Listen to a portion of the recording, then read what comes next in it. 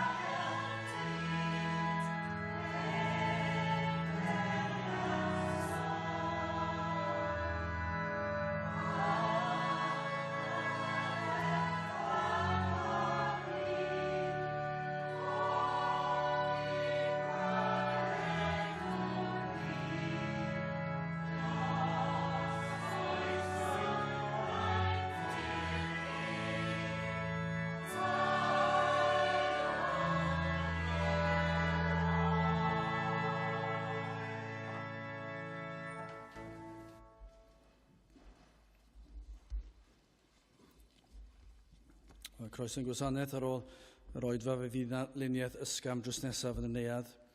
Fydd y cwrdd gweddi misol cael ei chynnal ar y drydydd nos Iau o'r mis, sef Mehefin 4 ar 15. Mehefin 19 am hanner awr wedi 7. Yn oedfa nesaf pnawn Sul am hanner awr wedi 3. Wrth ni gymryd y casgliad gan i ganu tra'r un heistedd emyn rhif 28. Pa le, pa fodd dechreuaf folianu'r Iesu Mawr. O'r rheinio'i ras ni fedraf mae'n llenwi nef a llawr. Emyn rhif 28.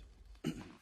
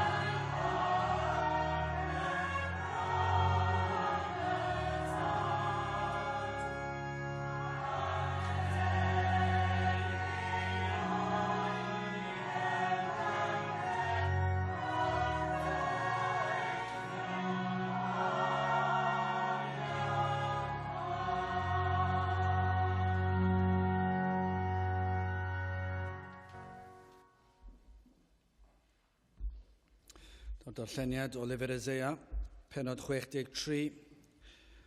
Eseia, pennod 63 yn dechrau yn yr adnod gyntaf. Pwy yw hwn yn dyfod o Edom, yn goch ei ddillad o Bosra, hwn sydd hardd yn ei wisg, yn ymdaith yn amalder ei rym. Mae fi, yr hwn a lefaraf mewn cyfiawnder ac wyf gadarn i achau. Paham yr ydwyd yn goch dy ddillad a wisgoedd fel yr hwn a sathrau mewn gwynwryf, sethrais y gwynwryf fy hunan ac o'r bobl nid oedd un gyda mi, canis mi a'i sathraf hwynt yn fy nig ac a'i mathraf hwynt yn fy lludiogrwydd, a'i gwaed hwynt a deinellir ar fy nillad am holl wisgoedd a lychwynaf. Canis dydd dial sydd yn fy nghalon a blwyddyn fy ngwaredigion a ddaeth. Edrychais hefyd ac nid oedd gynorthwywyr, rhyfeddais hefyd am nad oedd gynhaliwr, yna fy mraich fy hun am hachubodd, am lludiogrwydd, am cynhaliodd. A mi a sathra fy bobl yn fy nig, ac a'i meddwaf hwynt yn fy lludiogrwydd, a'i cadernid a ddisgynaf i'r llawr. Cofiaf drigareddau'r arglwydd a moliant Duw, yn ôl yr hyn oll a roddodd Duw i ni, ac amlder ei ddeioni i di Israel, yr hyn a roddodd i fe iddynt yn ôl ei dosturiaethau ac yn ôl amalder ei drigareddau. Cynnes i fe a ddywedodd, di ai fy mhobol ydynt hwy, meibio ni ddywedant gelwydd, felly y fe a aeth yn iachawdwr iddynt. Yn ei holl gystydd hwynt, e fe a gystyddiwyd, ac angel ei gynrychioldeb a'i hachubodd hwynt, yn ei gariad ac yn ei drigaredd y gwaredodd e fe hwynt, ac e fe a'i dygodd hwynt, ac a'i herweiniodd yr holl ddyddiau gynt. Byddai bendit Duw ar ei air sanctaidd ef. Gydewch ni nawr droi at ein harglwydd mewn gweddi. Diolch yn y unwaith eto Dduw am gyfle arall i ddod yma i'th di ac i geisio dy wyneb ac i ddod o flaen dorseddfainc yn diolch mae gorseddfainc o ras yw hi ac ein bod yn gallu dod yn hyderus gan dy fod yn ein gwahodd, gan dy fod yn croesawu dy blant i ddod i alw ar ei tad nefol. Ac felly ni'n diolch yn bod yn dod fel dy blant gan yn dod trwy heiddiannau dy fab yr arglwydd Iesu Grist. Ac yn diolch am yr efengil, yn diolch am ffordd iachawdwriaeth sydd yn caniatáu i ni i ddod i geisio dy wyneb di ac i dy addoli di. Ac yn gweddio byddwn ni yn dy addoli di mewn ysbryd a gwirionedd. I ni yn gweddio am dy gwmnïaeth yma yn ein plith ar i ni cael profi o ddagosatrwydd, a byddwn ni yn gwybod y fod yma yn ein haddoliad, a byddi di yma yn ein cyfarfod yma yn gwybod o Dduw pob yr un ohonom bod yna bresenoldeb yr holl alluog yma gyda ni. Bydd pob un ohonom yn gwybod dy fod ti yma yn gweithio trwy nerth yr ysbryd glân. Hyd yn oed o Dduw, os nad ydym wedi dod i geisio dy wyneb di, y bydd pob yr un yn gwybod am bresenoldeb, yr un sydd wedi ein creu, yr un sydd yn rheoli pob dim. Ac hyd yn oed yr rhai sydd yn mynd heibio yr adeilad hon, sil ar ôl sil, y bydd na ymwybyddiaeth yn eu celonau nhw, bod yna rhywbeth am y lle yma, lle mae dy air yn cael ei chyhoeddi. Y byddant yn gwybod bod yna bresenoldeb arbennig am y lle. Byddant yn ei deimlo hyd yn oed wrth gerdded heibio. Ac wrth gerdded heibio, daw eogrwydd fel mynyddoedd byd trostynt. Y bydd yna eogrwydd yn dod nad ydynt yn ceisio dy wyneb, nad ydynt yn gosod y ddydd o'r neilltu i dy addoli di.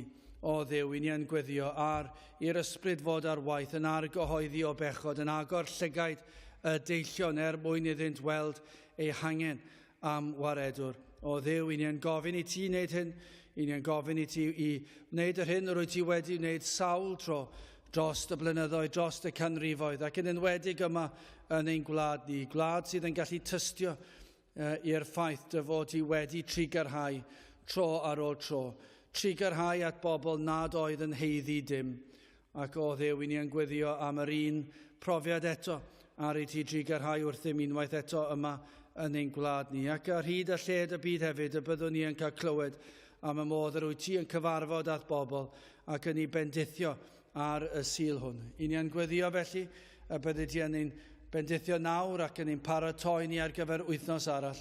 I ni'n gweddio am nerth i fyw mewn ffordd sydd yn lân ac yn bir, yn sanctaidd wedi ein gwahanu o'r byd, mewn ffordd sydd yn dod â clod i ddenw di. Nertha ni yn hyn, i ni yn cyffesu yn gwendid mor aml yr ydym yn dy adael di lawr. Mor aml i ni yn efelychu ffordd mae'r byd yn ymateb ac yn byw.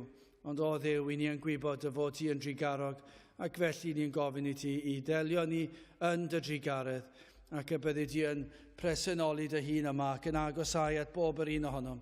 Felly o Dduw, diogel yn hamser a bendithio yr oedfa hon a gweddill y dydd, gofyn hyn oll felly trwy enw ac heiddiant ein harglwydd Iesu Grist. Amen.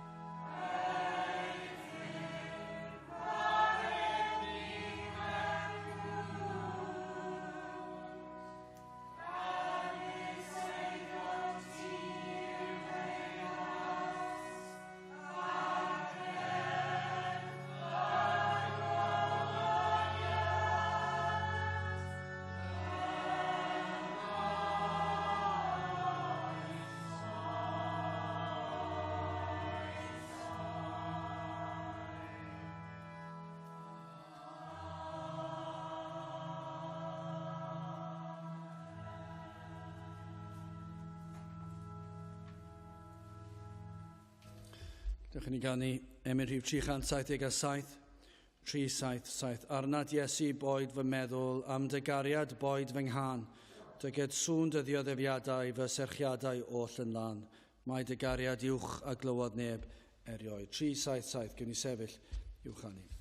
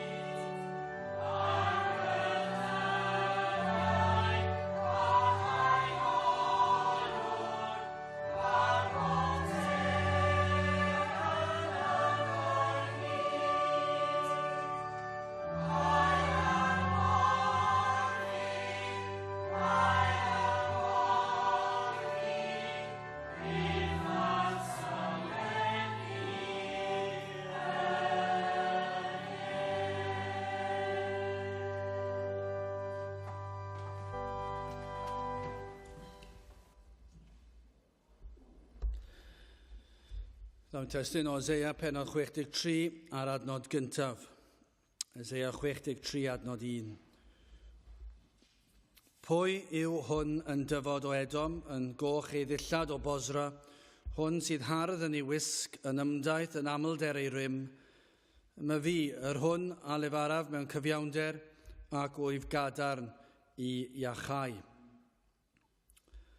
Nawr, yng nghyfnod Israel fel yn ein cyfnod ni heddi, yr oedd yr Israeliaid yn gwynebu gelynion, ac i chi'n darllen yn yr Hen Testament trwy'r amser, ac mae wedi bod ers hynny dros y blynyddoedd, gelynion yn dod ar bobl Dduw, gelynion pobl Israel ac hefyd gelynion yr arglwydd. Ond yma yn y benod hon, mae yna sôn am un a ddarparodd y fuddugoliaeth, buddigoliaeth gogoneddus trwy rhagluniaethau Duw. Ond yma yn y benod, yma'n cyfeirio at fuddugoliaeth dros Edom, ond efallai'n cynrychioli'r buddigoliaethau eraill yn gyffredinol dros gelynion Israel. Ond y prif ddarlun i ni'n ei gael, achos yn aml yn yr proffwydi fyddwch chi'n cael cyfeiriad at digwyddiadau presennol, ond hefyd yn proffwydo ac yn cyfeirio at ddarlun llawnach. A'r prif ddarlun y geir fan hyn yw'r fuddugoliaeth a enillwyd trwy ras Duw yng Nghrist dros gelynion ysbrydol ei bobl. Ac felly wrth edrych heddi ar cyflwr ein gwlad ni ar y byd. Ond yw yn edrych ac yn ymddangos fel bod y gelyn wedi o'r diwedd gorchfygu pobl Dduw. Mae yn edrych felly yn diwedd.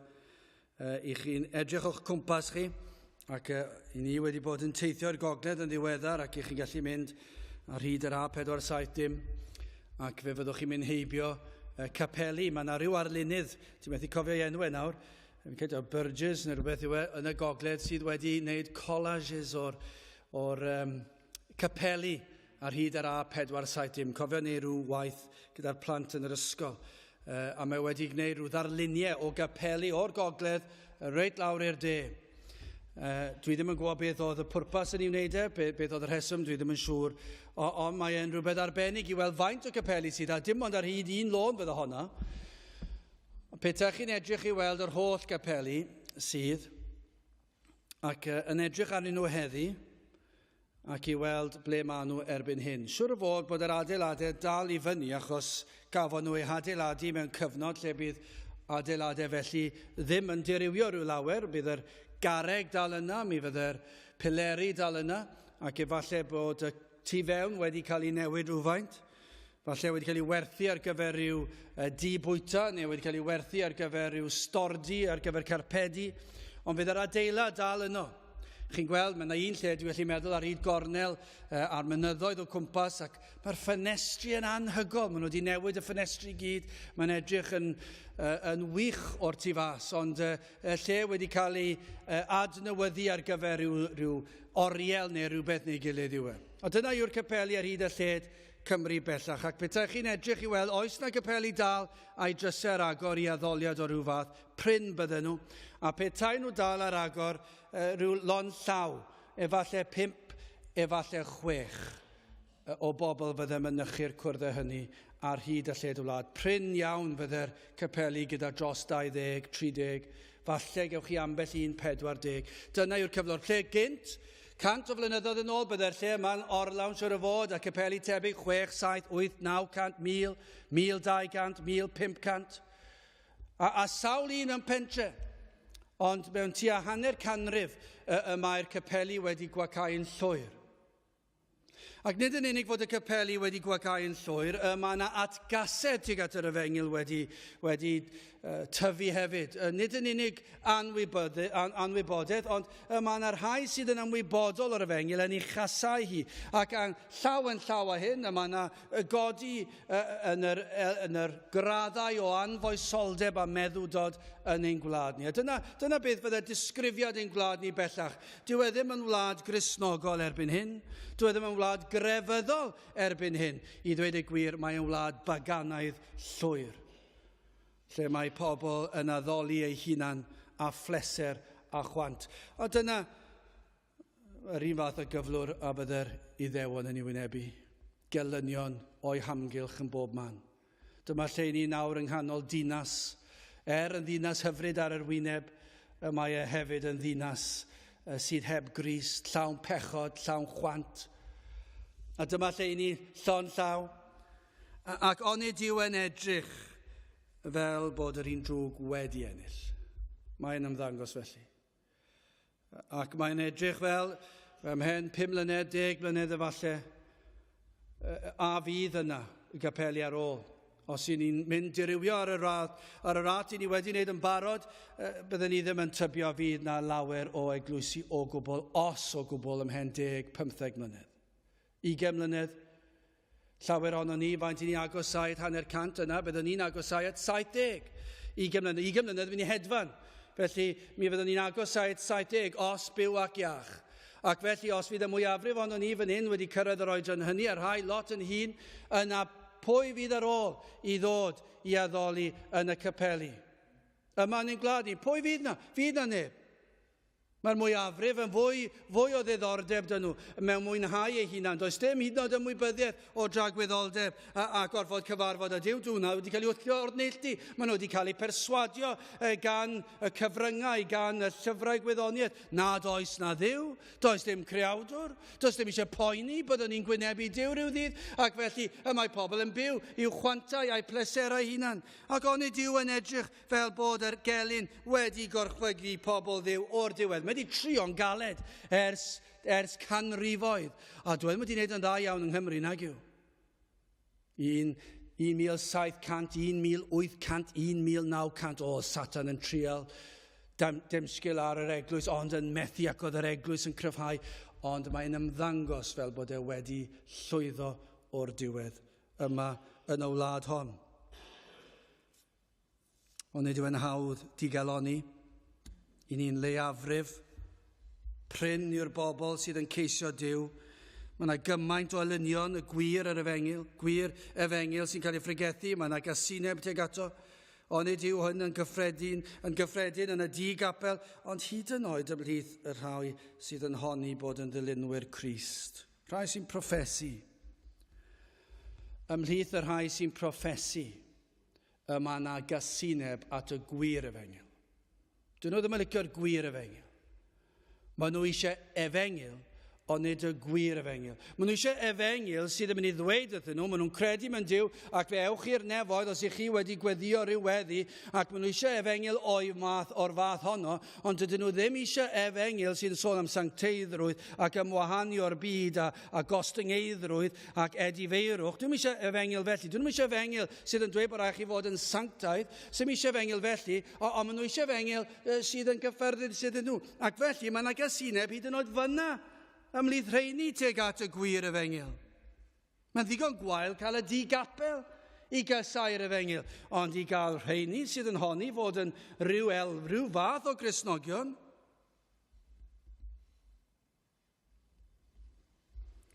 Ond nid yw yn edrych fel bod ni wedi colli'r dydd. Bod yna fath wrthwynebiad dirmig gwawd, difaterwch. Mae rhaid gofyn, a oes yna obeth? A oes yna bwrpas cario ymlaen? A oes yna obeth i ni? Ac siŵr o fod, fydd yr rhai o'ch chi wedi meddwl, wel, dwi ddim yn gwybod.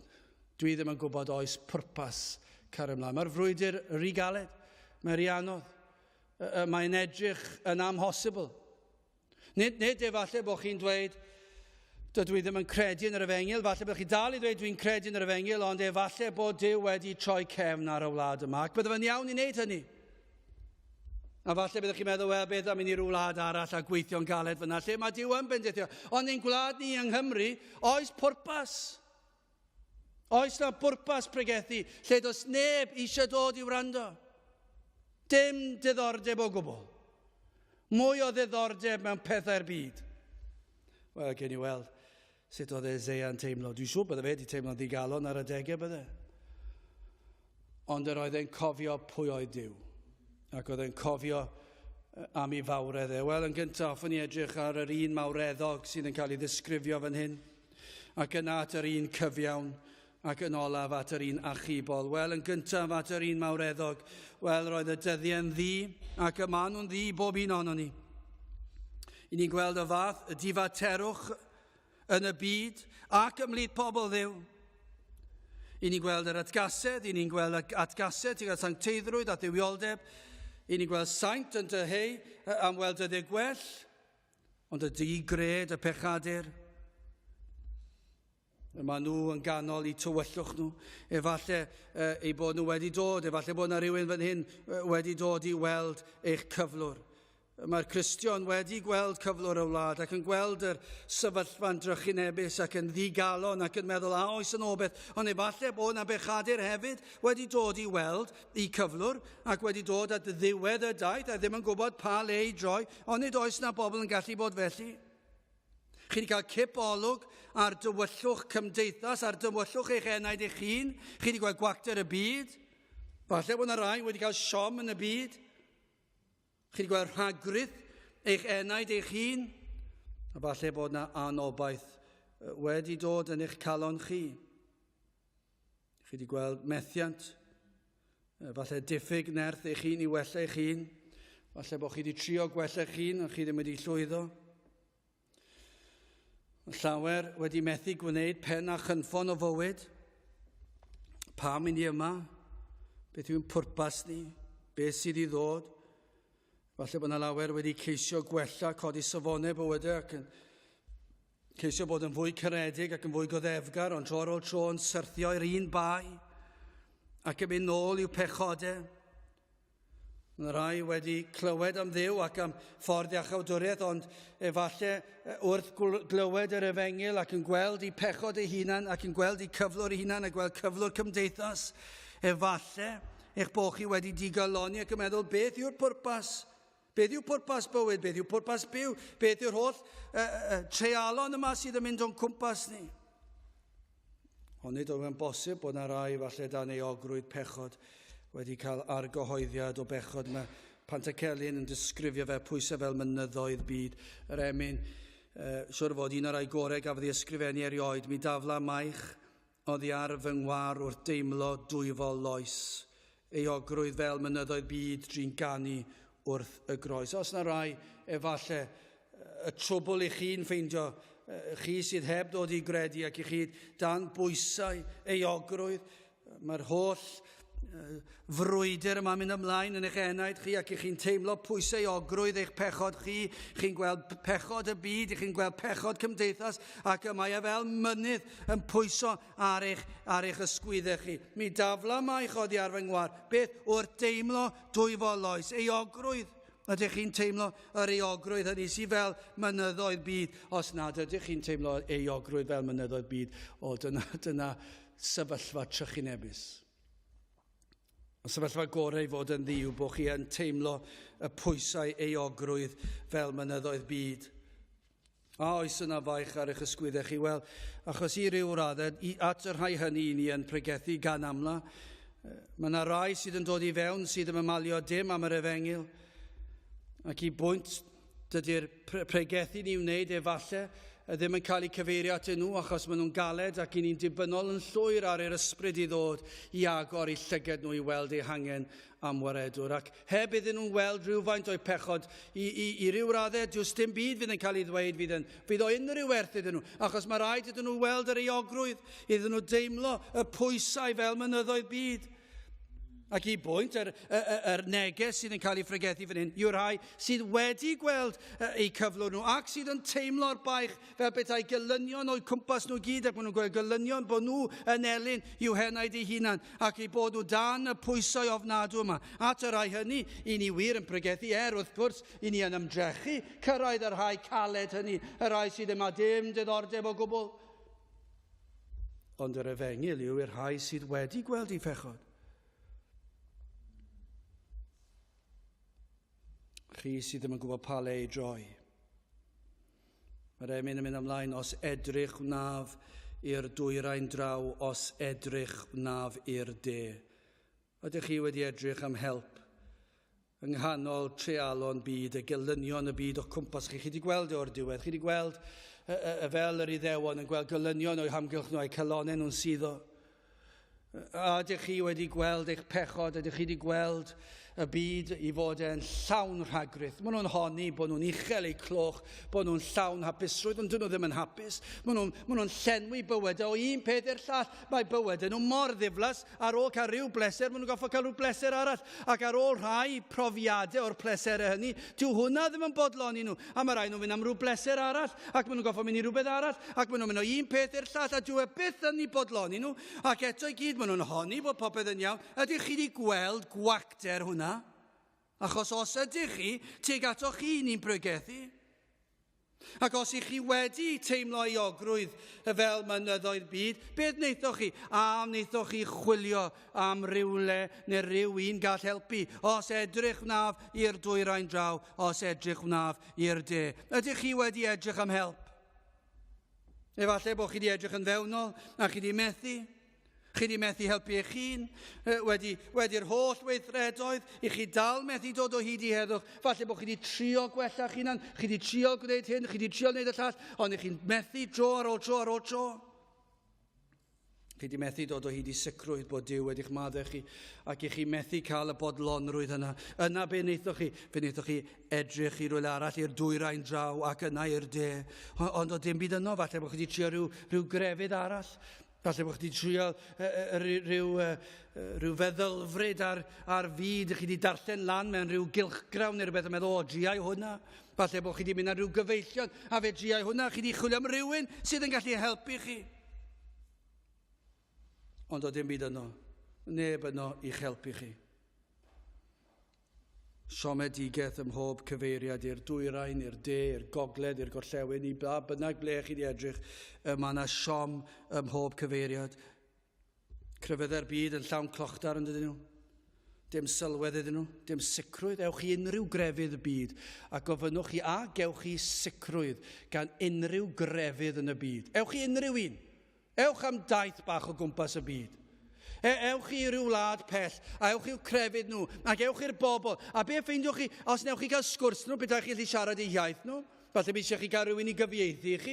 Ac wrth siarad nhw, treulio diwrnod neu ddau yn eu cwmni nhw, a fyddwch chi'n ffeindio rhywun mewn rhyw grefydd sydd wedi cael y sicrwydd yna, a'r heddwch yna, a'r llawenydd yna, I bwrpas bywyd ac I dragwyddoldeb. Dwi'n weddol sicr allai ddwedwch chi nawr, fyddwch chi ddim yn dod o hyd ydyn nhw, fydden nhw wastad yn gorfod wneud I crefydd nhw, wastad gorfod wedi gweddio nhw, wastad gorfod mynd ar perer ein dodau, gorfod gwneud pethau rhyw ofer goeliaeth. Mwyn sicrhau, os oes yna ddiw, yna fydd e'n fodlon dyn nhw. Ewch chi I lefydd lle does dim crefydd. Ewch chi weld ydyn nhw'n hapus, be fyddwch chi'n ffeindio problemau diri. Ewch chi unrhyw le yng Nghymru, ewch chi unrhyw gwr o'r wlad yma, a be fyddwch chi'n ffeindio? A fyddwch chi'n ffeindio pobl sydd wedi cael ateb I broblemau bywyd? Na, maen nhw'n llawn clochtar. Ond fi dim sylwedd i'w clochtar nhw, dim cadernid. Ond dyma be mae Pantacelyn yn dweud, a dyma be mae Eseia'n dweud. Mae yna un gall eich helpu chi. Ymhlith a fi neu yntai ddaw does debyg iddo fe. Dyna be mae'n dweud, os edrych wnaf i'r dwyrain draw, os edrych wnaf i'r de, ymhlith a fi neu yntai a ddaw, does debyg iddo fe. Be mae Pantacelyn I ddweud o'r union un peth? Be mae Eseia'n dweud? Os ych chi'n edrych i'r dwyrain, os ych chi'n edrych i'r de, os ych chi'n edrych yn y pobl sydd wedi bod ar y ddaear yma, neu yr rhai a ddaw, does dim un tebyg i'r un yma. A pwy yw e? Wel, mae Eseia'n datgan, pwy yw hwn yn dyfod o Edom, yn goch ei ddillad o Bosra, hwn sydd hardd yn ei wisg, yn ymdaith yn amlder ei rym. Mae fi, yr hwn a lefaraf mewn cyfiawnder ac wyf gadarn I iachau. Dyna be mae Eseia'n dweud. Mae yna un sydd yn abl i'ch helpu chi. Yng nghanol holl dreialon, tywyllwch gorthrwm pechod. Yn wyneb ymosodiadau yr un drwg, yng nghanol ei ogrwydd fel mynyddoedd byd. Os ydych chi wedi dod at y ddiwedd eich linell y betai, a chi ddim yn gwybod pa le I droi, a chi ddim yn gwybod ble I edrych i'r dwyrain neu i'r de, neu rhai sydd wedi bod, neu rhai sydd eto I ddod, a chi ddim yn gwybod at bwy I droi. Wel, trowch at yr un yma Eseia'n sôn amdano. Pwy yw hwn? Pwy yw'r hwn sydd yn dod yn ei holl fawredd, sydd wedi dod i orchfygu ei elynion, i wedi dod i orchfygu yr un drwg. Dyna chi olygfa. Dyma'r darlun fan hyn. Dyma'r darlun sydd gan Eseia. Pwy yw hwn yn dyfod o Edom, yn goch ei ddillad o Bosra? Hwn sydd hardd yn ei wisg, yn ymdaith, yn amlder ei rym. Dyna chi olygfa. Fel un yn arwain ei fyddin yn dod o fuddugoliaeth dros gelynion. Dyna'r darlun. Os ych chi eisiau meddwl am nhermau Cymru, efallai ydych chi'n meddwl am Llywelyn ein Lliw Olaf, efallai, cyn iddo fe cael ei fradychu a'i ladd. Efallai yn dod nôl o ryw frwydr ar gefn ei Capel ac yn mynd nôl i'r pentrefi yn yr eri, yn y mynyddoedd, a'r gwragedd, a'r plant, a'r ifanc, a'r falle'r bechgyn ifanc, oedd yr ifanc i fod yn filwyr ac i ymosod ar y Saeson yn dod dros y mynyddoedd. Wel, nhw ddim yn dod dros y mynyddoedd, nag o'n, achos o'n nhw'n methu cyrraedd dros y mynyddoedd, achos oedd y byddin Cymreig yn ei rhwystro nhw rhag dod mewn i'r yrru. Rhaid i fradychu Llywelyn i ddod o fel awr i'r de, ond yn yr yrru, neb yn gallu dod. Allech chi ddychmygu Llywelyn yn dod nôl ar gefn ei Capel yn dal ei faner.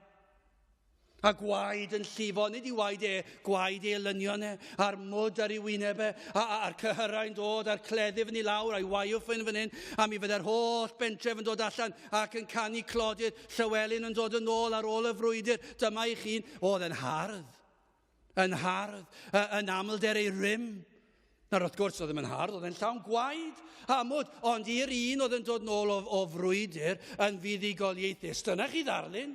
Y Cymru'n gweld ei arweiniwr yn dod yn ôl ar gefn Capel, yn dangos, dyma fi, yr un cadarn, yr un cryf. Dyna'r darlun sydd fan hyn.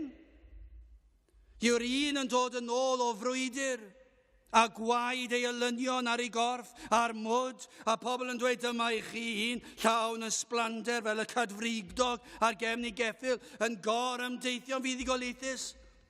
Mae'n ddarlun o gryfder ac o nerth.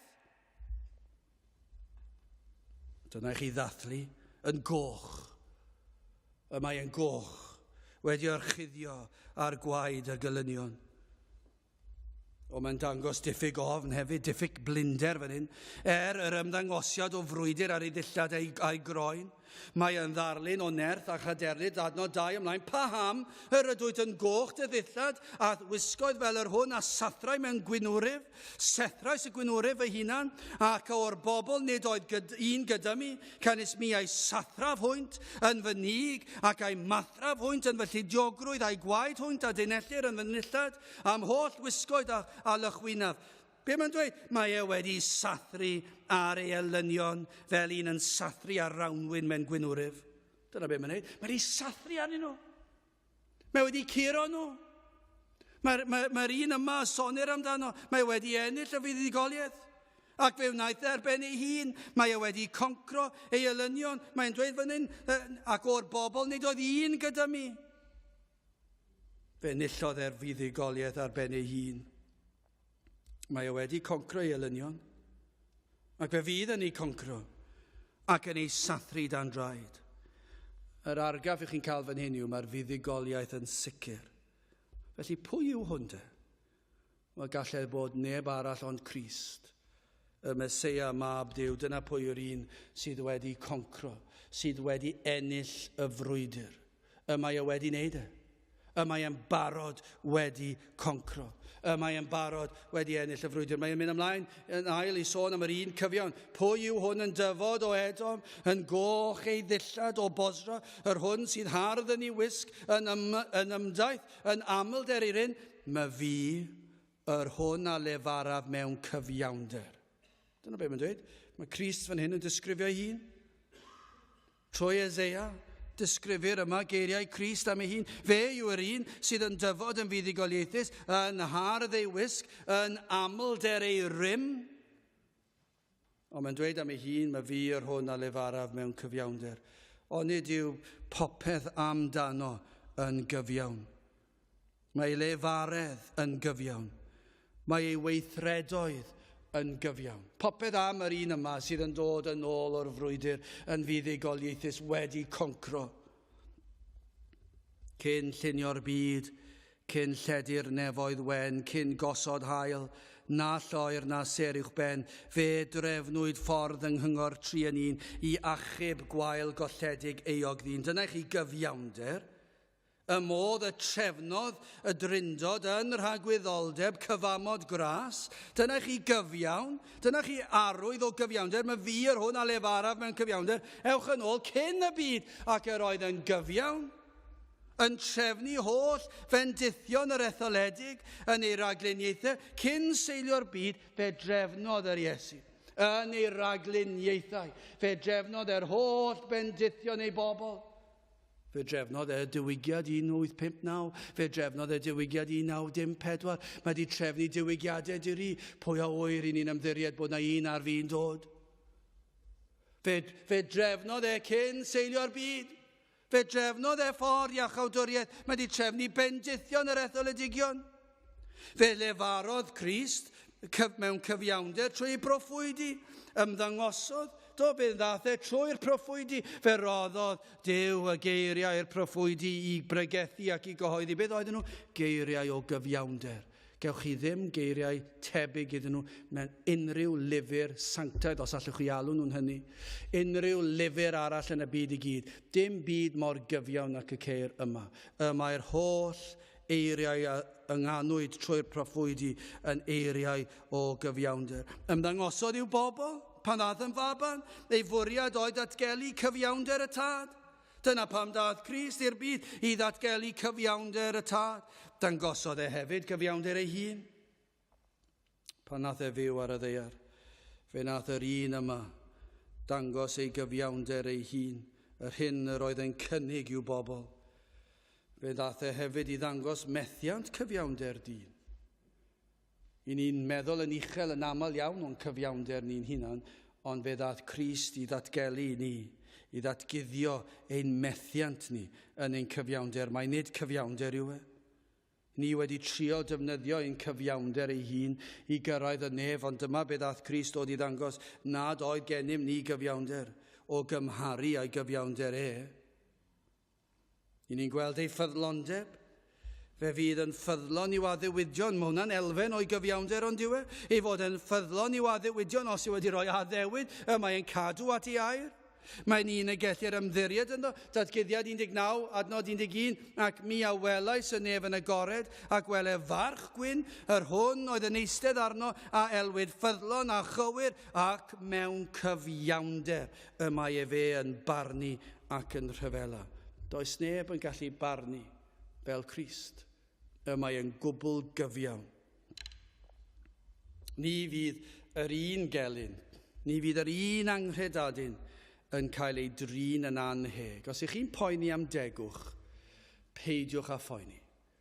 Os ych chi'n penderfynu nawr nad ydych chi am droi at yr efengil, wel, peidiwch â phoeni na fyddwch chi'n cael eich trin yn deg a'i pheidio, fe gewch chi'ch trin yn deg.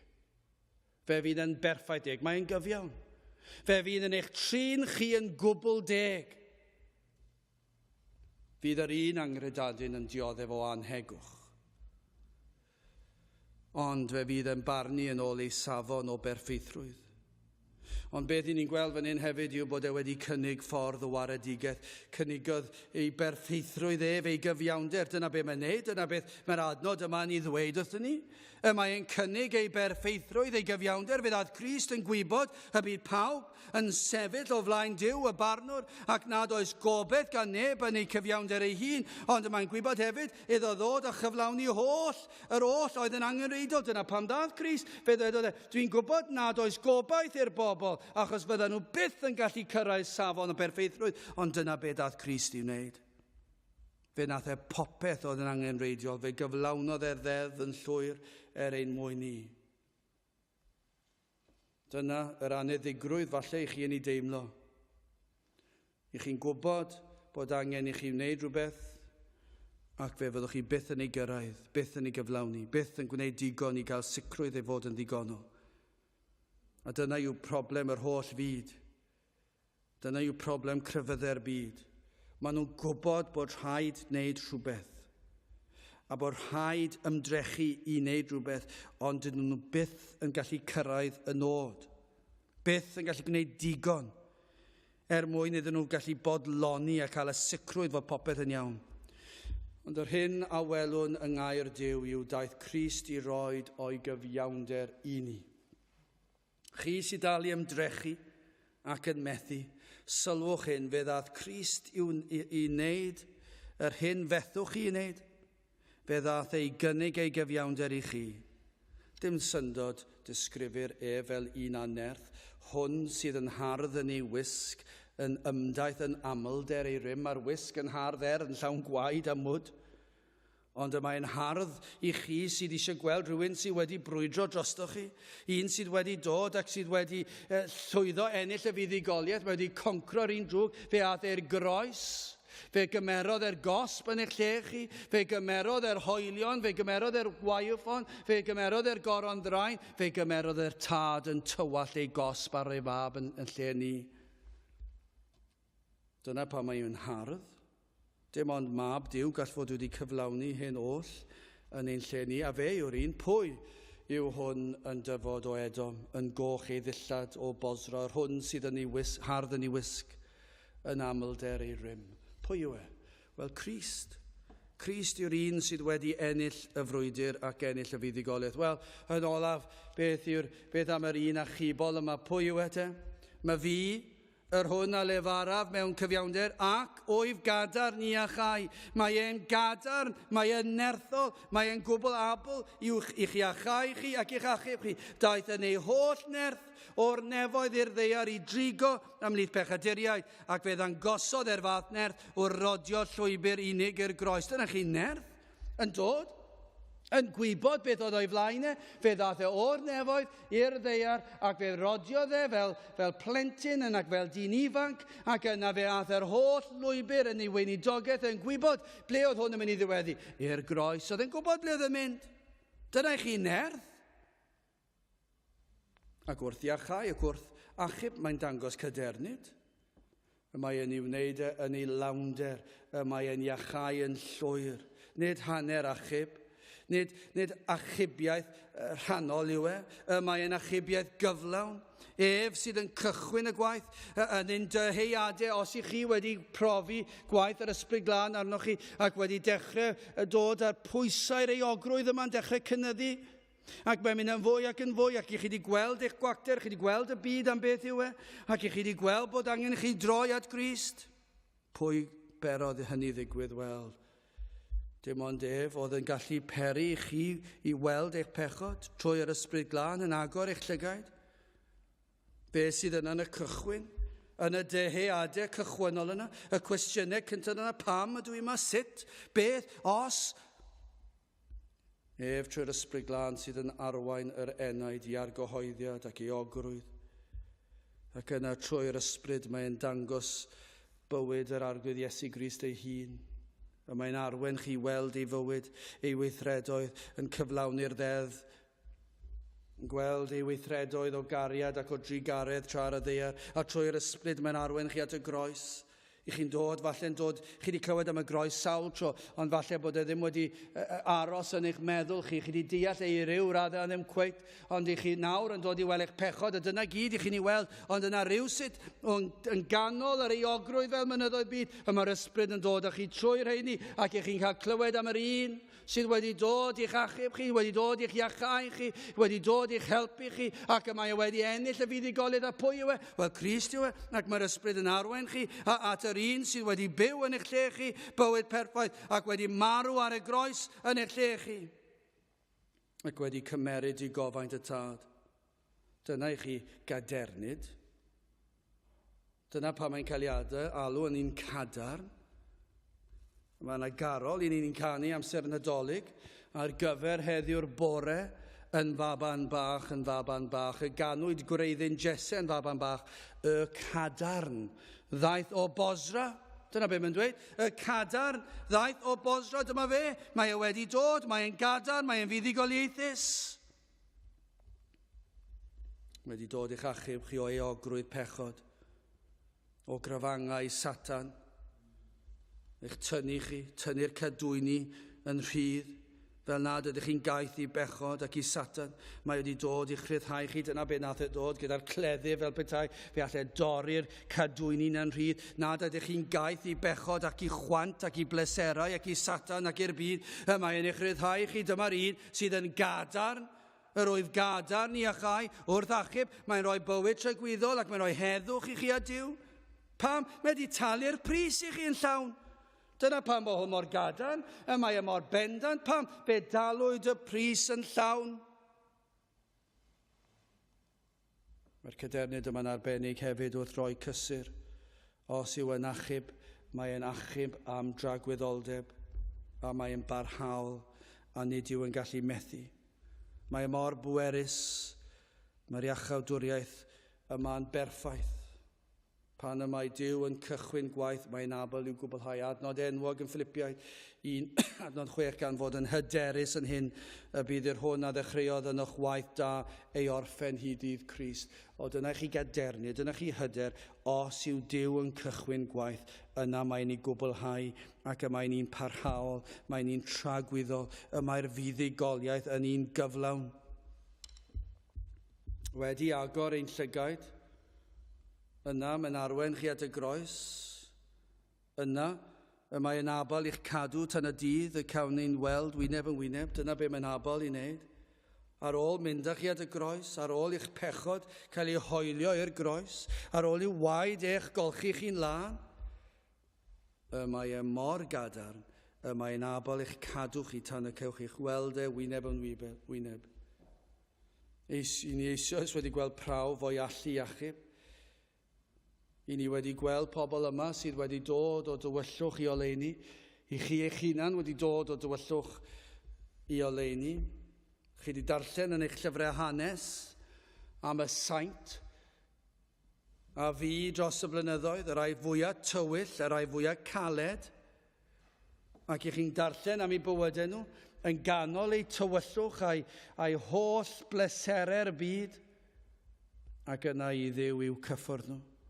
Ac i draws newid i bywydau nhw, ac i ddod yn nhw o dywyllwch i oleuni. Chi wedi darllen sawl un, chi wedi clywed? Chi wedi clywed o'r pulpit yma, chi wedi clywed yn eich cartrefi, chi wedi darllen am John Newton, chi wedi clywed hanes i fywyd e? A'r creulondeb, a'r bydolrwydd, a'r caledwch oedd yn ei fywyd e pan oedd allan ar y llong, a'r caethweision ac yn y blaen. Ond beth ddigwyddodd iddo fe?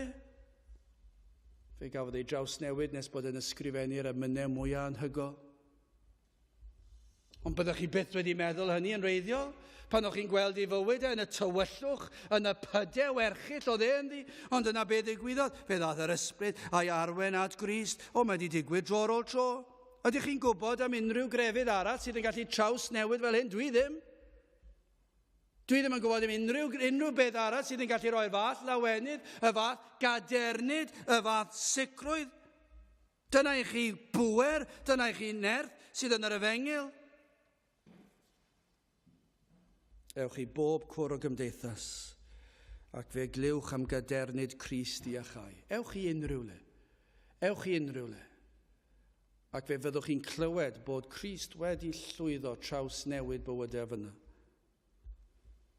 Yn ein teuluoedd ni, yn ein cyfeillio ni, cydweithwyr ni, mae yn abal i draws newid bywydau. Chi yma sydd yn teimlo efallai pwysauogrwydd byd. Ac yn meddwl efallai bod chi wedi pechu gormod. Ac chi wedi gwrthod gwahoddiadau unwaith yn ormod. Wel, cymerwch gysur. Crist yw yr un sydd â nerth i achub y gweilaf, y caletaf. Mae e'n gadarn, mae e'n holl gadarn, mae e'n holl alluog. Mae gyfeiriodd Spurgeon at bregeth Whitfield ar un adeg lle achubwyd 2,000 o bobl mewn un pregeth. Dychmygwch y dorf. Doedd ddim yn dorf anferth nag yw, achos os chi'n mynd i stadiwm y Millennium, yna 75,000 o bobl fyna. Felly mewn rhyw oedfa, fel yna 2,000, falle mwy na hynny yno, ond fe ddath 2,000 o bobl i gredu. Ac eto, be mae Spurgeon yn dweud, yn chydig ar ôl hynny, fe bregethodd y bregeth arall, yr un mor nerthol, yr un mor bwerus, yr un cynnwys, dath neb i gredu. Ymddengys fel petai dim ffrwyth. Pam? Mae Crist sydd yn achub yn y modd a'r amser y dymuno, ac pa mae'r ysbryd ar waith, y mae e'n gadarn. Y mae e'n holl gadarn. I ni'n byw mewn dyddiau trist iawn. Mae'n ymddangos fel ein bod ni mewn dyddiau, mae'r eglwys, y gwir eglwys a'r fi'n cael ei ddiffodd yn llwyr. Ond i ni yn credu y mae'r un yma yn gadarn i achub, i achau. Pan y mae e'n barod i wneud hynny. Mae e'n hardd, mae e'n rymus, mae e'n gyfiawn. Pan gerddwch chi lawr strydoedd Caerdydd, os ewch chi, gobeithio na chewch chi'r profiad yn ormodol, ond os ewch chi lawr i dywyllwch strydoedd Caerdydd ar nos Wener a nos Sadwrn, a gweld sut y mae pobl yn ymddwyn, ac yna ewch chi rhyw lefydd arall llawer fwy crand efallai, ac yn gweld eu balchder yn y ffordd maen nhw'n siarad lawr yn bobl eraill. Ewch chi i weld y tywyllwch sydd yma yng Nghaerdydd, ac yna cael eich enaid yn llenwi a digalondyd, meddwl, oes yna obaith, oes yna obaith. Wel, wrth gwrs bod yna, mae yna un sydd yn gadarn i achau, mae'n abal i wneud. Ac os yw Duw yn dymuno, fe all achub 2,000 mewn un oedfa. Fe all ei wneud hynny. Mae e wedi gwneud hynny yn ein gwlad ni sawl tro. Fe all ei wneud y to. Ac felly mae'n abal i'ch achub chi. Y mae e'n hardd. Y mae e'n rymus. Y mae e'n gyfiawn. Mynd yn ein llyfr yma, pam o pam bechadur cyndyn, pam y colli dy enaid drud, mae dy greuwr heddiw'n gofyn, pam yr ymgyndynnu cyd. Cymerwch chi hwnna i chi'ch hunan os nad ydych chi wedi dod at y